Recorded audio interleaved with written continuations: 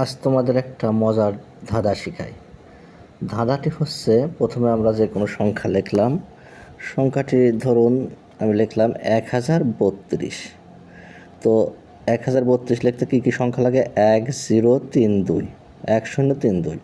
তো এই কয়টা সংখ্যা যোগ করলে কত হবে? 3 আর 2 5 আর 0 আর 1, এই কয়টা সংখ্যা যোগ করলে হবে 6। তো আমরা 1032 থেকে 6 বিয়োগ করব।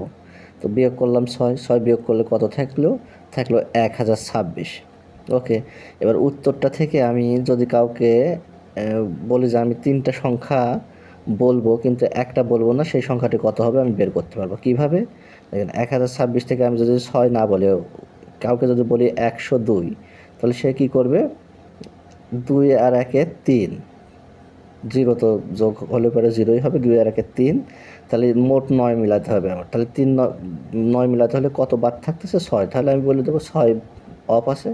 ওকে, আর একটা দেখাই। আমি লিখলাম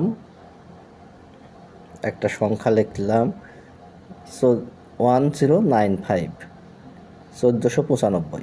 1495 যোগ করলে ওই সংখ্যাগুলো যোগ করতে হবে। প্রথমে 1 আর 4 5 আর 9 14, 14 আর 5 তো 19, 19 বাদ দিয়ে দেবো। তাহলে 19 বিয়োগ করলে কত হবে? আবার 19 বিয়োগ করলে হবে 1476।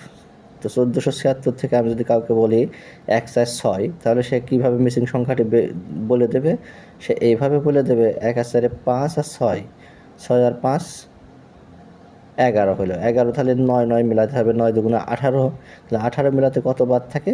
7 বাদ থাকে। তাহলে সে বলে দিতে পারবে যে 7 মিসিং আছে। তো বন্ধুরা, একটি চমৎকার ধাঁধা। আপনাদের কেমন লাগলো জানায়েন কমেন্টে।